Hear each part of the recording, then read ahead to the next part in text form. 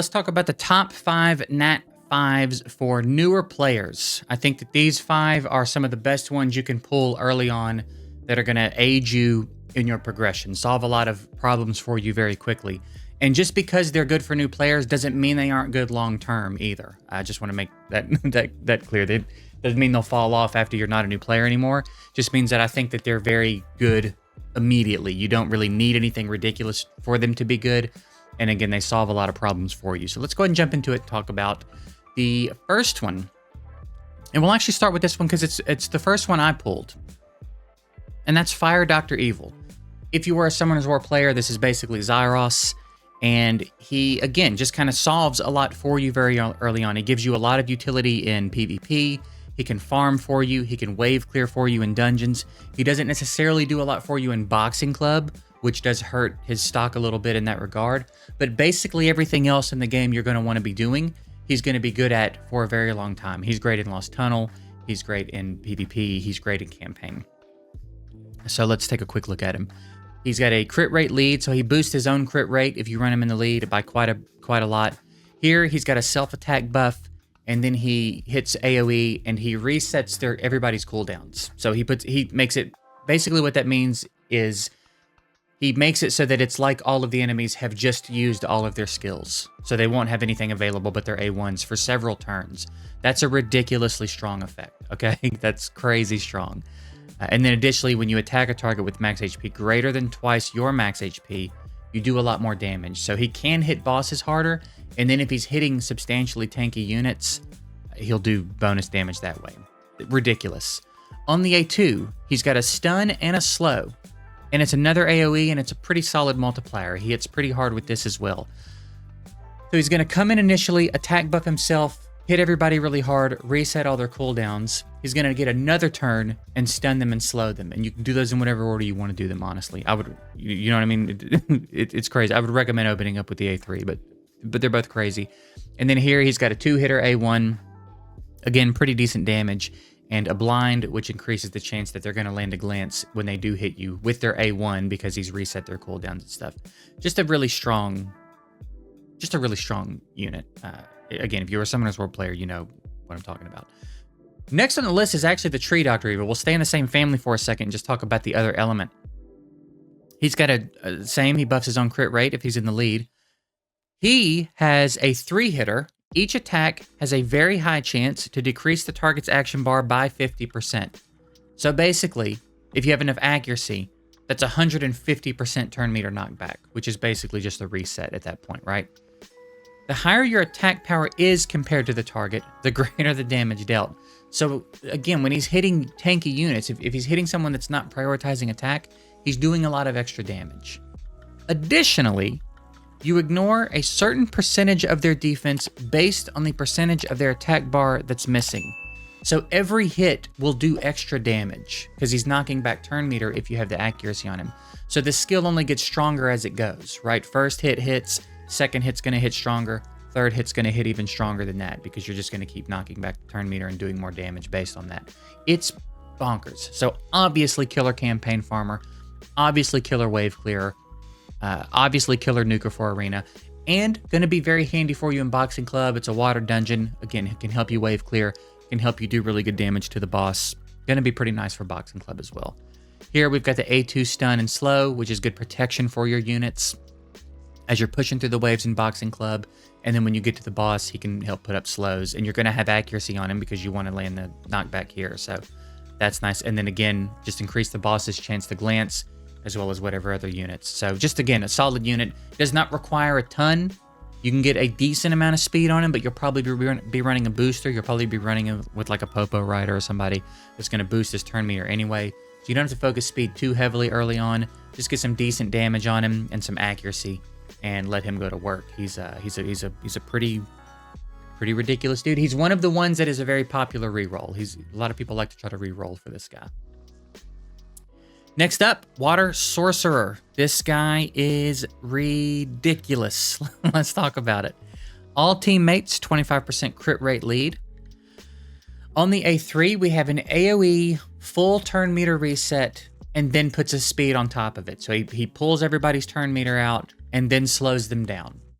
And it won't glance, so it's a very reliable move as long as you get the accuracy on it, okay? It's not going to glance and miss the effect. Get the accuracy on, he'll land it.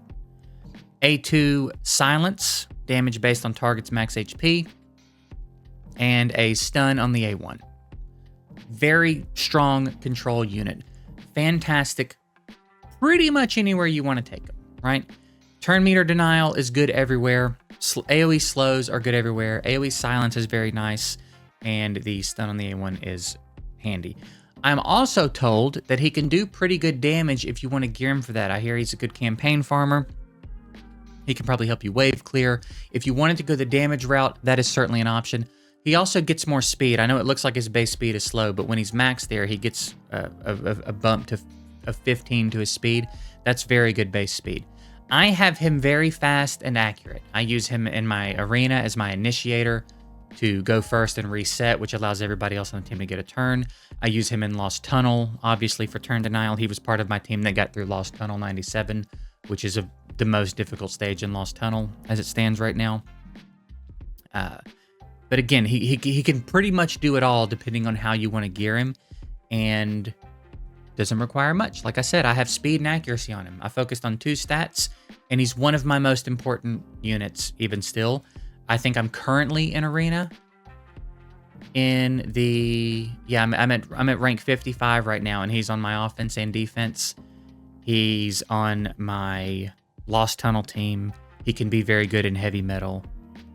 Again, kind of just one of those units you can take to most content in the game, and he's going to do something valuable for you in there. So very, very strong unit, would be a fantastic early pull. And is not going to fall off. So far, none of the units we've talked about are really going to fall off anytime soon. Next up, the Water Music Queen. Killer support unit. She will definitely make your life easier just about anywhere you want to take her. She has a defense lead.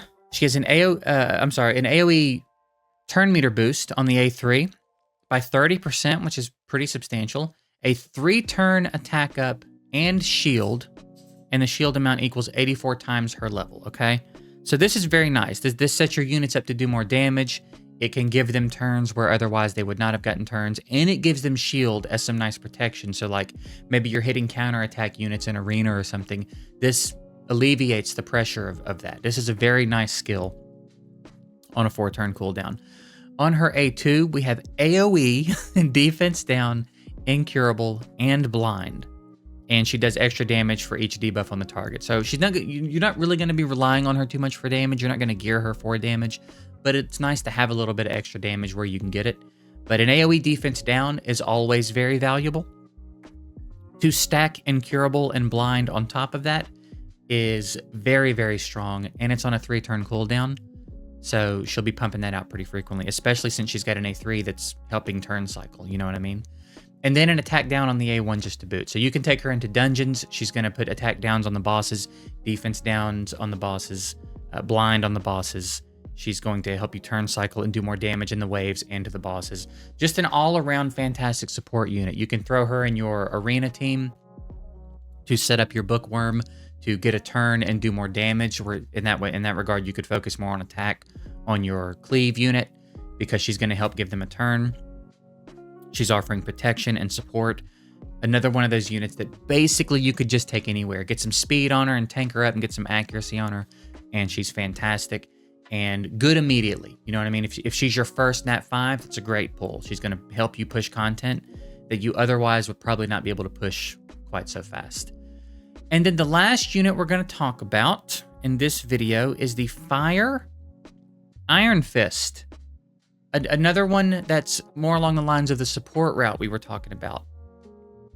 So let's talk about it. Fire teammates get a very beefy HP lead. Very beefy. A3 removes all debuffs on all allies, grants them 3-turn immunity, and increases the action bar by 30%. That's a very strong skill. Basically, if you can get the resistance on this unit, she will protect everybody else. Very strong A3. Attacks an enemy and has a 100% chance to inflict defense down and stun damage based on her defense. So you get a little bit of damage here from her, and it's a pretty good multiplier. Defense times 300% is not bad, especially with the defense down and a stun on a 2-turn cooldown, mind you, skilled up. And then here we've got the buff strip on the A1 and the damage basing defense. This is Villagel from Summoner's War. I did not talk about the other ones. The Water Music Queen is Bastet from Summoner's War. The Tree Doctor Evil is, I think the consensus is he's kind of like a Nat 5 Lucian. And then I think the consensus on Water Sorcerer is that he is kind of like a Poseidon, sort of like a Poseidon from Summoner's War. Okay, I think that's the consensus on all of those units. So I forgot to mention them when I was talking about them specifically, but this is another example of a unit that's just going to offer you a lot of protection. Being able to remove all debuffs and put up immunity is going to be very effective in a dungeon like Heavy Metal. Going to be very helpful for you pushing Heavy Metal while you're trying to sort out a speed team. Very helpful for Arena, very helpful for Guild Wars. Can be very nice support if you need it in Lost Tunnel.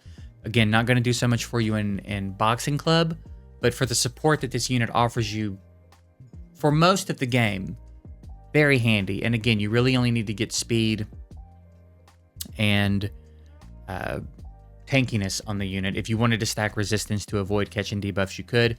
And if you wanted to really focus accuracy hard to get these, you can. I would recommend focusing some accuracy because the buff strip on the A1 is very handy, and these are very nice debuffs to have. But again, just a nice, solid support that you can take to most content. Obviously, you're going to probably want to avoid the water content, but I still think even though you can't really use this unit super effectively in Boxing Club, it's still a very good early game unit to pull that's going to offer you support on a pretty long-term basis. So that's it. That's what I think are the top 5. There's probably some debate to be had about a couple of other units. I would be interested to hear who you guys pulled early and who you think had the biggest impact for you early, or who maybe someone you don't have but you wish you had pulled early on that you think might have a bigger impact than anybody that I've talked about in this video. I'd be kind of interested to hear where you guys are at on that. But that's going to do it for this one. I appreciate you guys watching. I hope it was helpful. I'll see you later.